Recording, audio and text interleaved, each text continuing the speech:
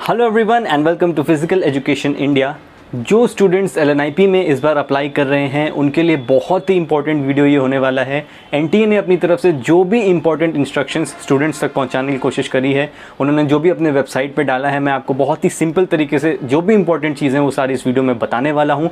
तो इस वीडियो को कंप्लीट देखना, क्योंकि ना आप चाहोगे ना मैं चाहूँगा कि फॉर्म में कुछ डिफेक्ट आने की वजह से या फिर आपके डॉक्यूमेंट्स में कमी होने की वजह से आप इस साल एग्जाम ना दे पाओ। तो इस वीडियो को कंप्लीट देख लेना, सारी इंपॉर्टेंट चीज़ें बताने वाला हूँ।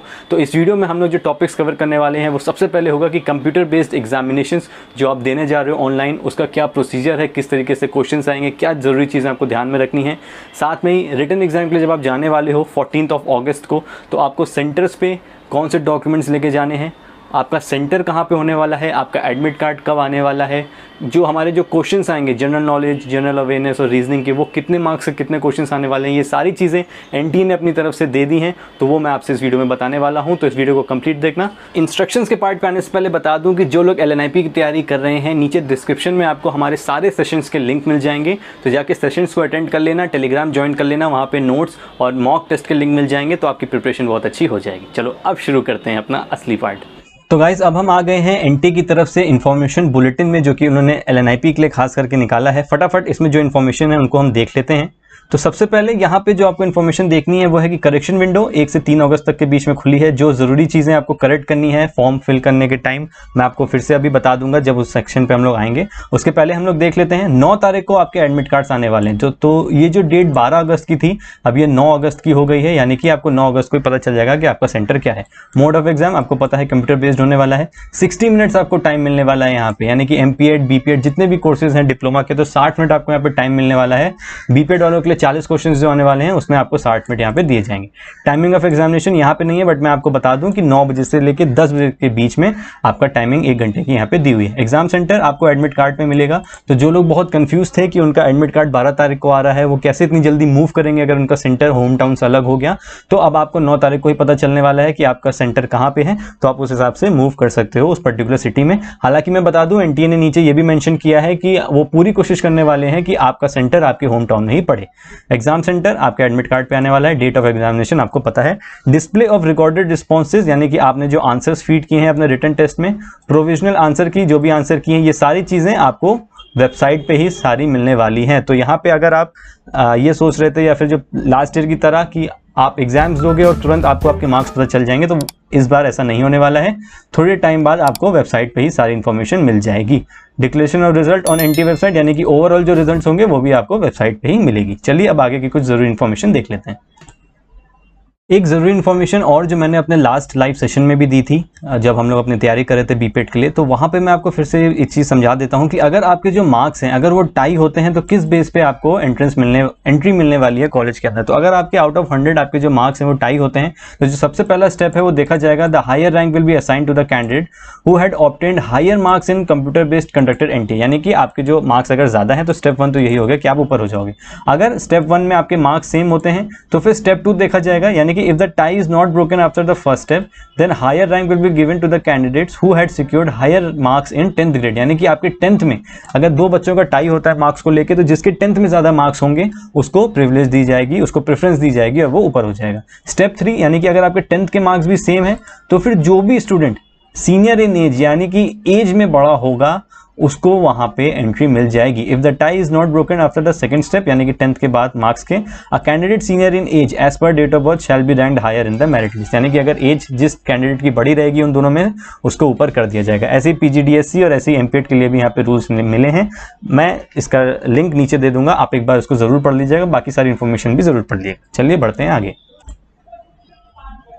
इसके बाद टाइमिंग वाला पार्ट भी यहाँ पे दिया है, तो उसको देख लेते हैं। पैटर्न ऑफ एग्जाम आपका MCQ होने वाला है। डेट एंड एग्जामिनेशन टाइमिंग की टाइमिंग वगैरह क्या है वो यहाँ पे आप देख सकते हो। BPED के लिए 9 बजे से 10 बजे तक, MPED के लिए भी 9 से 10, बाकी जितने कोर्सेज हैं उनके लिए 12 बजे से 1 बजे तक के यहाँ पे टाइमिंग दी हुई है। और ये सब 14 तारीख को ही एक साथ कंडक्ट होने हैं। इसके अलावा BPED में जो लोग अप्लाई कर रहे हैं, ये बहुत इंपॉर्टेंट है उन लोग के लिए। जनरल अवेयरनेस का जो पार्ट है इसमें आपके 10 क्वेश्चन आने वाले हैं, 1 मार्क का 1 क्वेश्चन होने वाला है।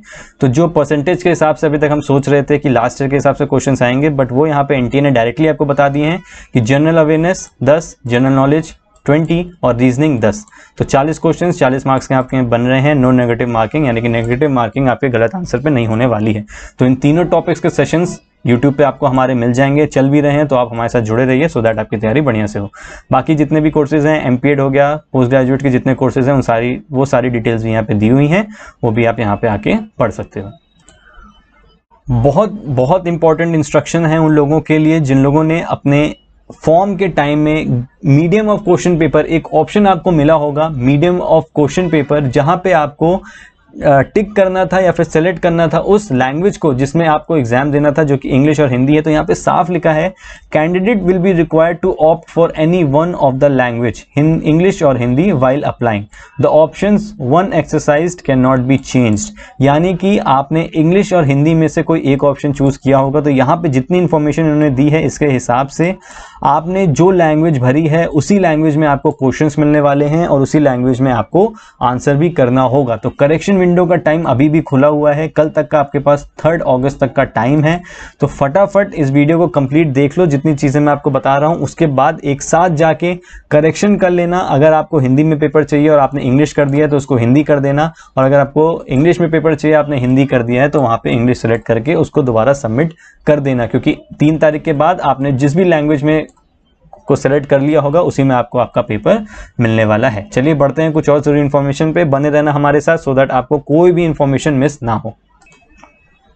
एंट्रेंस एग्जाम सेंटर के रिगार्डिंग यहाँ पे कुछ इन्फॉर्मेशन है। जैसे कि मैंने आपको बताया कि आपको स्टडी सेंटर आपका जो है वो आपको एडमिट कार्ड पे आपके मिलने वाला है। इसके बाद देखिए इन्होंने भी लाइन लिखी है, effort will be made to allot centre of examination to the candidate in order of the city choice opted by them in the application form. यानी कि आपने जो फर्स्ट प्रायोरिटी अपनी रखी है तो पूरी कोशिश वही होगी कि आपको वही मिले। इसीलिए अगर आप अपनी सेंटर्स को चेंज करना चाहते हो तो करेक्शन विंडो खुली है, फटाफट जाके वहाँ पे अपने सेंटर्स को आपको जिस हिसाब से अरेंज करना है आप दोबारा अरेंज कर सकते हो। फर्स्ट प्रायोरिटी पे आप जो भरोगे वो पूरी कोशिश होगी कि आपको उनमें से सेंटर मिले। सेकंड पे अगर फर्स्ट नहीं मिलता तो सेकंड मिलेगा, और थर्ड फोर्थ भी आपके पास ऑप्शन होना चाहिए अगर आपको फर्स्ट या सेकंड ना मिले। बट पूरी कोशिश यही होती है कि आपको फर्स्ट या फिर नहीं, अगर फर्स्ट नहीं तो सेकंड सेंटर आपको जरूर से मिल जाए। डॉक्यूमेंट्स के रिगार्डिंग भी यहाँ पे है, सारे डॉक्यूमेंट्स आपको पता है आपको क्या अपलोड करने थे। अगर आपके पास कोई भी स्पोर्ट्स अचीवमेंट के सर्टिफिकेट है बेस्ट 3, आपका डिस्ट्रिक्ट लेवल का हो, स्टेट लेवल का हो या स्कूल लेवल का ही क्यों ना हो, मैं आपसे रिक्वेस्ट करूंगा कि करेक्शन विंडो में जाके अपने सर्टिफिकेट्स को जरूर अपलोड कर दीजिएगा। कोई भी सर्टिफिकेट आपके पास हो बट आप एटलीस्ट उसको अपलोड जरूर कर दीजिए। इसके बाद कुछ इन्फॉर्मेशन यहाँ भी दी हुई है, उसको भी फटाफट पढ़ लेते हैं। तो यहाँ पे सिंपली लिखा है कि अगर आपने एक से ज़्यादा फॉर्म भरने की कोशिश करी तो आपके दोनों फॉर्म रिजेक्ट हो जाएंगे, इसीलिए आप सेम इन्फॉर्मेशन पे 2 फॉर्म मत भरिएगा। उसके बाद करेक्शन विंडो ही आपके पास एक लास्ट ऑप्शन होगा अगर आप कोई भी चेंज करना चाहते हैं, उसके अलावा आप चेंज नहीं कर सकते हैं। एक जरूरी इन्फॉर्मेशन यहाँ भी लिखी है, the candidates are not required to send or submit the confirmation page of online application form to NTA. यानी कि आपको कोई भी ईमेल या फिर पोस्ट करके एनटीए को अपने जो भी आपका लास्ट फॉर्म फिल हुआ है, जो भी आपको पीडीएफ मिलता है कंप्लीट फॉर्म फिल करने के बाद, वो आपको इनको सेंड नहीं करना है। लेकिन उन्होंने कहा है कि अगर आप अपने पास चाहो तो फ्यूचर रेफरेंस के लिए अगर आपसे पूछा जाए तो at least 4 print outs of the confirmation page, यानी कि जिस पेज में आपके नीचे यूपीआई आईडी या फिर आपकी ट्रांजैक्शन आईडी वगैरह के साथ सारी इंफॉर्मेशन है, उस पेज के एटलीस्ट 4 प्रिंट आउट, 4 फोटोकॉपी अपने पास आप रखिए। ठीक है, प्रूफ ऑफ फी पेड, आपको फी पेमेंट का जो भी प्रूफ आया है उसकी फोटोकॉपी या स्क्रीनशॉट अपने पास रखिए। फोटोग्राफ्स अपने पास रखिए, जो भी आपने अपलोड करी है ऑनलाइन एप्लीकेशन फॉर्म में उसको रखिए, क्योंकि यही फोटोग्राफ्स और डॉक्यूमेंट्स आपको अभी मैं बताने वाला हूं कि जब आप रिटन टेस्ट देने के लिए जाएंगे तो वहां पे भी जरूरत पड़ने वाली है। उसके अलावा the name of the photo identification must match with the name, तो कोई भी आप एक डॉक्यूमेंट भी अपने पास रख लीजिएगा अपना खुद को चेक कराने के लिए अगर आपको कहीं भी पूछा जाए। बढ़ते हैं आगे। इसके बाद के जो इंस्ट्रक्शंस हैं वो आपको साफ कहते हैं कि एडमिट कार्ड आपको मिलेगा एनटीए की वेबसाइट पे, वो आपको सेंड नहीं करने वाले हैं आपके होम एड्रेस पे, तो आपको एडमिट कार्ड अपना एनटीए की वेबसाइट से ही निकालना पड़ेगा, जो भी डेट उन्होंने मेंशन करी है, यानी कि 9 तारीख की डेट पे। ठीक है, कुछ इन्फॉर्मेशन आपके एडमिट कार्ड पे होंगी। Candidate may please note that admit cards will not be send by post, यानी कि आपको ऑनलाइन निकालना है। Candidate must not mutilate the admit card or change any entry made there, यानी कि आपको कुछ भी उसमें चेंज नहीं करना है एडमिट कार्ड में, अपने हाथ से कुछ भी चेंजेस नहीं करने हैं, जो जैसा है वैसे रहने दीजिएगा।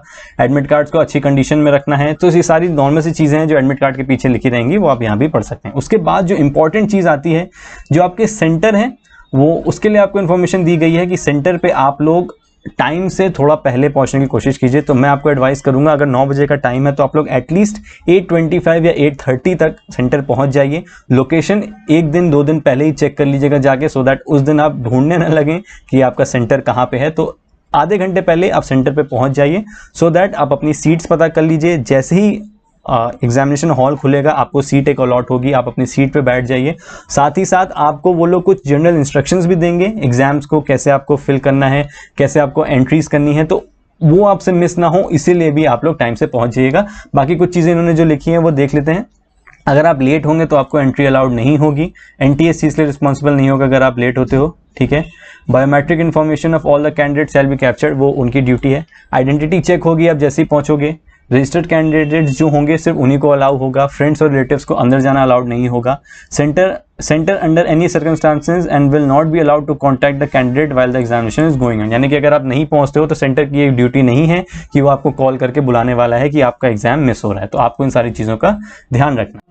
उसके बाद यहाँ पे कुछ इंपॉर्टेंट इंस्ट्रक्शंस दिए हुए हैं। The candidates are advise to read the instructions और एडमिट कार्ड। एडमिट कार्ड पे आपके कुछ इंस्ट्रक्शंस होंगे, उनको ध्यान से पढ़ना है। Candidates must carry the following documents along them to the centre appear in the examination. अब आप जब सेंटर पे जाओगे तो कुछ डॉक्यूमेंट जो आपको अपने साथ कैरी करने हैं। Print copy of admit card downloaded from NTA website, आपको अपना एडमिट कार्ड रखना है। एक पासपोर्ट साइज फोटोग्राफ जो आपने ऑनलाइन एप्लीकेशन फॉर्म में अपलोड करी है, सेम फोटोग्राफ आपके पास होनी चाहिए क्योंकि उसको आपको अटेंडेंस शीट पे पेस्ट करना होगा जब भी आपका एग्जाम्स वहाँ पे कंडक्ट होगा। Any one of the authorised government photo IDs, तो सबके पास आधार कार्ड जरूर होगा, तो आधार कार्ड की कॉपी या फिर school identity card, pan card, जो भी ये सारी चीज़ें हैं आप इनमें से कोई भी ले जा सकते हो। तो 2 अगर आपके पास हो तो 2 भी ले जाना, तो कोई प्रॉब्लम नहीं है। विद फोटोग्राफ, आपकी फोटोग्राफ उस आईडी कार्ड में होनी चाहिए, इस चीज़ का आप ध्यान रखना। Candidate should not be in position of any material, आपके पास ये जो भी मटेरियल हैं ये सारी चीज़ें आपके पास नहीं होनी चाहिए, ठीक है। उसके बाद not allowed to carry any baggage, तो सिंपल से यहाँ पे रूल है कि आपको फ़ोन या फिर कोई भी पेपर को कैरी नहीं करना है। कोशिश करिए कि टाइम से थोड़ा पहले पहुँचे ताकि ओवर क्राउडिंग वहाँ पे ना हो। तो यहाँ पे कुछ बेसिक्स इन्फॉर्मेशन दिए हुए हैं, तो इनको आप सिंपली पढ़ सकते हो, मैं आपको नीचे PDF का लिंक इनके दे दूंगा। अब हम लोग बढ़ जाते हैं आगे अपने नेक्स्ट पॉइंट्स पे। अब बात कर लेते हैं आपके कंप्यूटर बेस्ड टेस्ट में किस तरीके से आपको लॉगिन करना है। ये सारी इन्फॉर्मेशन वो आपको वहाँ पे बताने वाले हैं, बट जितनी इन्फॉर्मेशन मुझको इनकी तरफ से मिल रही है या जितनी इन्फॉर्मेशन मैं अपनी तरफ से आपको ऐड करके बता सकता हूँ वो मैं आपको बताता हूँ। तो यहाँ पे इन्होंने सिंपल सी कुछ चीज़ें दी हुई हैं कि आपके सामने एक विंडो खुलेगी जो कि ऐसी होगी। हालांकि इन्होंने एक मॉक टेस्ट का लिंक भी दिया हुआ है, तो अगर मैं सीधे मॉक टेस्ट पे जाके देखता हूँ तो ये है मॉक टेस्ट का लिंक। मैं इसको स्टार्ट करता हूँ। जैसे ही आप स्टार्ट करोगे, इसको स्टार्ट करने के बाद आपके सामने एक ऐसी विंडो खुल के आएगी। हालांकि ये लॉगिन डेमो है तो मुझको यहाँ पे कुछ फिल करने की जरूरत नहीं, बट यहाँ पे आप अपना यूजर नेम और पासवर्ड लिखोगे। इसको लिखने के बाद आप जैसे ही यहाँ पे लॉगिन करोगे तो आपके सामने आपकी यहाँ पे इनके इंस्ट्रक्शंस के हिसाब से आपकी फोटो और आपका नाम, यहाँ पे 2 चीज़ें आपकी आ जाएंगी। आपको प्रोसीड करके यहाँ से इसको आगे बढ़ना है। उसके बाद कुछ इंस्ट्रक्शंस जो यहाँ पे लिखे हैं, हम वापस चले जाते हैं तो यहाँ भी आपको इंस्ट्रक्शंस मिलेंगे। टोटल आपको यहाँ पे आपका 60 मिनट्स टाइम मिल जाएगा, आपके पेपर का नाम मिल जाएगा। हालांकि ये अभी मॉक टेस्ट है, यानी कि पुराना टेस्ट है, इसमें ये इन्फॉर्मेशन ऐसी दी हुई है, बट वो आपको आपके हिसाब से मिल जाएगी। उसके बाद आपको क्लॉक मिल जाएगी जो कि राइट साइड में आपकी चलती रहेगी। क्वेश्चन पैलेट मिलेगा। क्वेश्चन पैलेट क्या है वो अभी जब हम आगे बढ़ते हैं तो उसको देख लेते हैं। उसके बाद कैसे आपको क्वेश्चंस पे जाना है, कैसे आंसर करना है, नेविगेट यानी कि ऊपर नीचे आपको कैसे करना है, ये सारी इन्फॉर्मेशन यहाँ पे दी है। चलिए अब हम बढ़ जाते हैं आगे और फिर देखते हैं कि क्वेश्चन पेपर जब आपके सामने आएगा तो वो कैसा आने वाला है। तो आपको यहाँ पे टिक करके प्रोसीड करना है। प्रोसीड करने के बाद आपके सामने पेपर खुल के आ चुका है। आप देख सकते हो लेफ्ट हैंड साइड पे आपके यहाँ पे क्वेश्चंस आएंगे। यहाँ पे 1 2 3 4 या फिर ABCD करके आपको यहाँ पे ऑप्शन मिलने वाले हैं। अगर आपको किसी ऑप्शन को करना है तो आप यहाँ पे ऑप्शन को टिक कर दीजिए। मुझको इसका आंसर नहीं पता है तो मैं कुछ भी टिक करके सेव एंड नेक्स्ट कर देता हूँ। सेव एंड नेक्स्ट करते ही आप देख सकते हो यहाँ पे ग्रीन कलर का क्वेश्चन नंबर 1 पे बन गया है। हम इसको भी पढ़ लेते हैं। जिन पे नॉट विजिटेड लिख के आएगा, यानी कि जो क्वेश्चन अभी तक आपने अटेम्प्ट नहीं किए हैं उन पे वो व्हाइट कलर के आएंगे। यानी कि आप देख सकते हो यहाँ पे 99 क्वेश्चंस हैं जो अभी तक मैंने अटेम्प्ट नहीं किए हैं, तो वो यहाँ पे नंबर भी शो कर रहा है 99 और नॉट विजिटेड ये हो गए। नॉट आंसर्ड आपका तब आएगा अगर मैं किसी क्वेश्चन को छोड़ के आगे बढ़ जाता हूँ। जैसे कि मैं अभी सेकंड क्वेश्चन पे अगर मैं नेक्स्ट कर दूं तो मैं आ चुका हूँ थर्ड क्वेश्चन पे और ऑरेंज कलर का सेकंड क्वेश्चन हो गया जो कि आपको पूरे टाइम बताता रहेगा कि अभी आपने इस क्वेश्चन का आंसर नहीं किया है।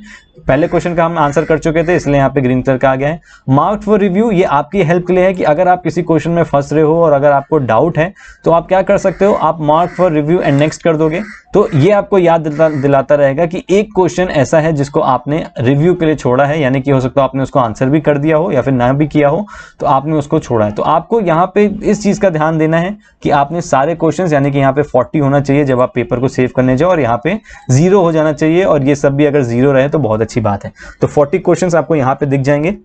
सिंपल, आपको यहाँ पे सारे क्वेश्चंस चेक करने को मिल जाएंगे। आप डायरेक्टली भी किसी क्वेश्चन पे जा सकते हैं।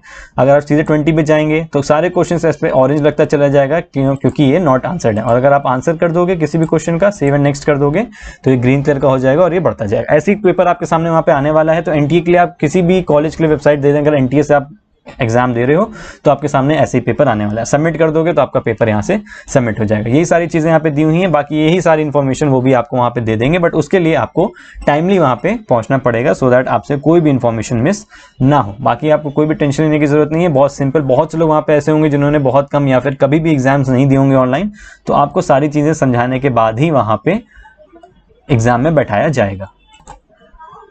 रफ वर्क के लिए आपको एक शीट मिलेगी सेंटर पे ही। उस शीट को यूज करने के बाद, यहाँ पे पेन का नहीं दिया है तो आप अपना पेन जरूर कैरी करना। तो शीट आपको वहां पे मिल जाएगी, और एग्जाम खत्म होने के बाद आपको रफ शीट को हैंड ओवर करना पड़ेगा वापस एग्जामिनेशन हॉल में, जो भी इन्विजिलेटर होंगे उनको। तो आपको वहां पे रफ वर्क के लिए, यानी कि अगर आप रीजनिंग के क्वेश्चन सॉल्व करना चाहते हो, कोई भी रफ वर्क करना चाहते हो, उसके लिए आपको वहां पे पेपर मिल जाएगा। बाकी करेक्शन विंडो के लिए मैं आपको बता चुका हूं। एक बार आप लोग जरूर अपने फॉर्म को दोबारा खोल के चेक जरूर कर लीजिएगा कि सारी चीजें ठीक हो। यहाँ पे आपको दिख रहा है लैंग्वेज ऑप्टेड वाला पार्ट। लैंग्वेज ऑप्टेड ये जो है, यहाँ पे आपको इंग्लिश या हिंदी कर लेना है, आप जिस भी लैंग्वेज में अपना एग्जाम देना चाहते हो। एग्जाम सेंटर्स के ऑप्शन भी यहाँ पे हैं, वो भी आप यहाँ पे भर सकते हो। करेक्शन विंडो अभी भी खुली है, 3 अगस्त तक का टाइम है, तो आप वहाँ पे अपनी करेक्शन विंडो कर सकते हो। 12th क्लास के लिए जो लोग रिजल्ट के लिए पूछ रहे हैं, अगर आप चाहो तो आप अपना रिजल्ट डिजिटल वाला जो आया है उसको भी अभी जाके करेक्शन विंडो पे अपलोड कर सकते हो अपने मार्क्स के साथ, तो आपका फॉर्म कंप्लीट सबमिट हो जाएगा। तो ये कुछ ज़रूरी इन्फॉर्मेशंस थी, ये क्वेरीज थी आप लोगों की, जो क्लियर करना बहुत ज़रूरी था। आई होप आपको काफ़ी हेल्प मिल गई होगी इस वीडियो से। इसके अलावा अगर कुछ भी आप पूछना चाहते हो तो कमेंट कर लेना, नहीं तो एनटीए को डायरेक्ट कॉल करके उनसे बात कर लो, वो आपको कंफर्म इन्फॉर्मेशन एक ही बार में दे देंगे। बाकी आप लोग अपनी बढ़िया से तैयारी करो। Stay well, stay safe and all the best for your exams.